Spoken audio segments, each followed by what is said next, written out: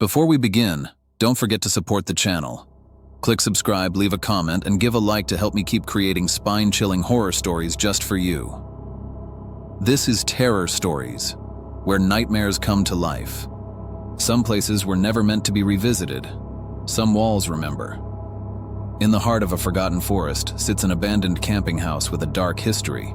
When 5 friends decided to escape modern life for a weekend getaway, they thought they'd found the perfect rustic retreat. They were wrong. This is the terrifying tale of the camping house. The Getaway. It was supposed to be the perfect weekend escape. No cell phones, no emails, no distractions, just 5 friends: Mark, Lena, Josh, Natalie, and Chris. College buddies who hadn't all been together since graduation, now ready to reconnect in the woods. Mark had found the place online, an old camping house deep in the forest of Pine Hollow, cheap, remote, and available. Too good to be true. It's off-grid, Mark had boasted. No signal, no stress. The drive took 6 hours into increasingly narrow roads until the forest closed in around them like a tunnel. The last stretch was a dirt track barely wide enough for Josh's SUV. When the camping house appeared out of the mist, it looked like something from a forgotten photograph.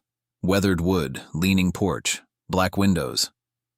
"Looks charming," Chris muttered, dragging his duffel toward the front steps. Inside, the air was stale and faintly metallic. The wooden walls bore faint water stains, and the furniture was mismatched. An old couch sagging in the middle, chairs that looked like they'd been scavenged from yard sales.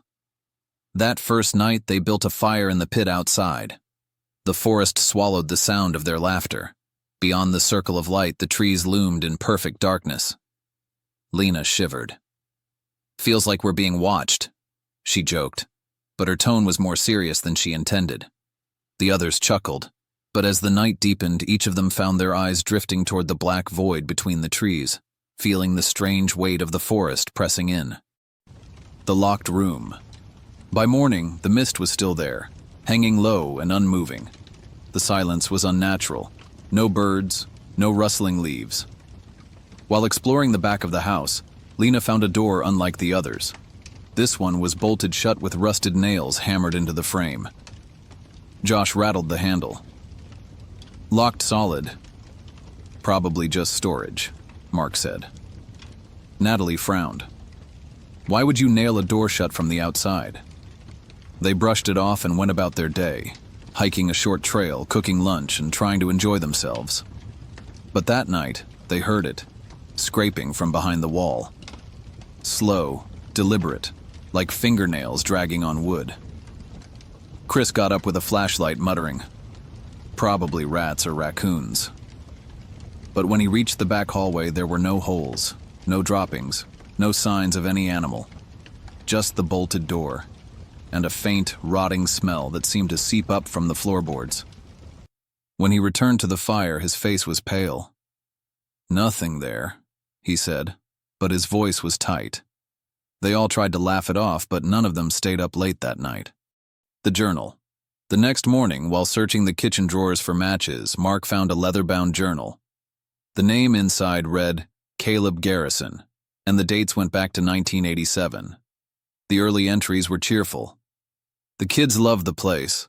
Johnny caught his first fish today. Liza made pancakes this morning." But just a few pages later, the tone shifted. "Liza says the house whispers at night. She won't sleep upstairs anymore.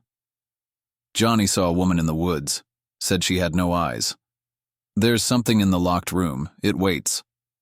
The final entry was scrawled messily across the page. "The door is open. God help us." That night, Chris went to the outhouse just before dawn and saw her, pale, motionless, standing between the trees in a gray dress. Her head twitched in short, jerking movements. "Hey!" he called. She didn't move.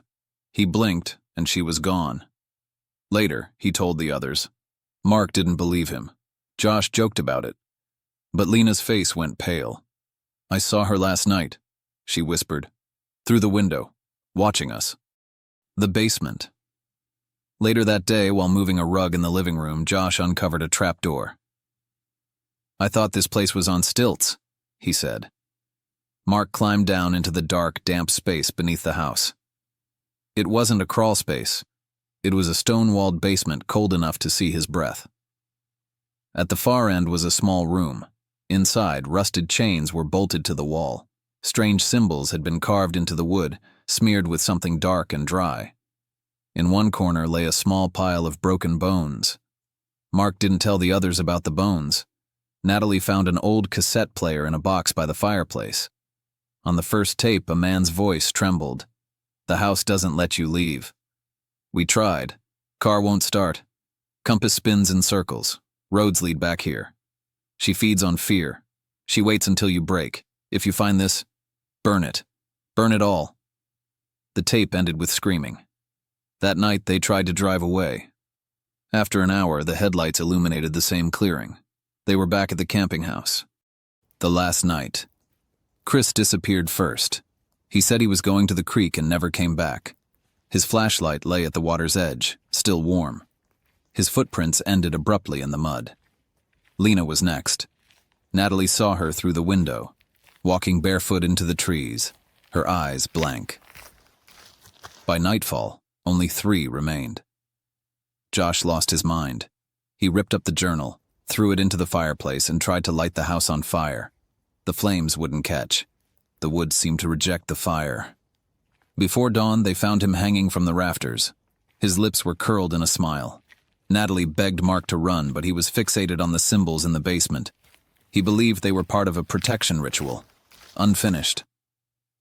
"She can't hurt us if we finish it," he insisted.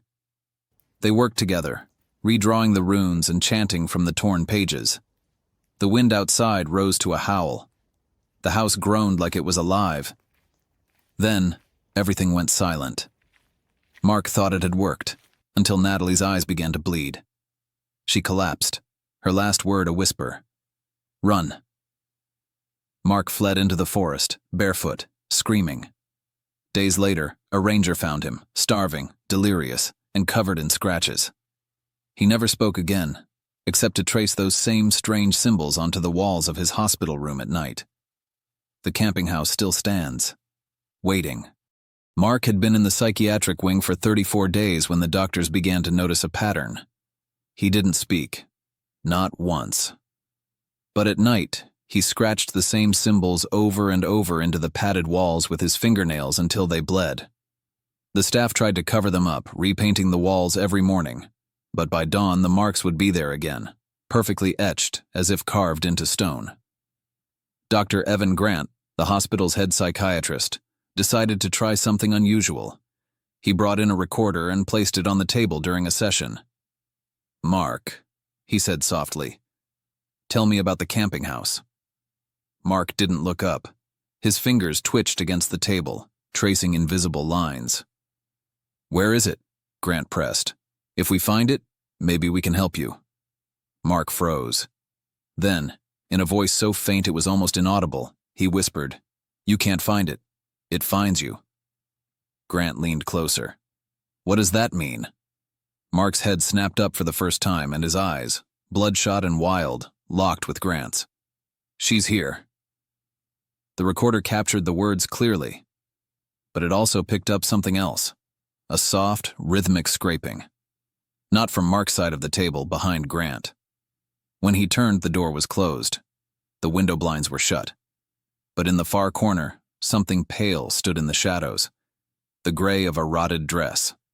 A head tilted at a wrong angle. Grant blinked and it was gone. He dismissed it as exhaustion, as stress. But later, when he listened back to the recording alone in his office, he heard breathing, slow, deliberate, in the gaps between Mark's words. And beneath that, the faint echo of a woman's laughter. 2 days later, Grant didn't show up for work. His car was still in the hospital parking lot. His office door was locked from the inside, and the walls were covered in fresh scratches, the same symbols Mark had drawn. Mark's condition worsened. The staff moved him to a solitary cell, and though they never spoke of it openly, the nurses began to avoid that wing at night. Because sometimes, If you passed too close to Mark's room after midnight, you could hear her, whispering. And somewhere deep in Pine Hollow, the camping house waited, its windows black, its porch crooked, and its door no longer bolted shut.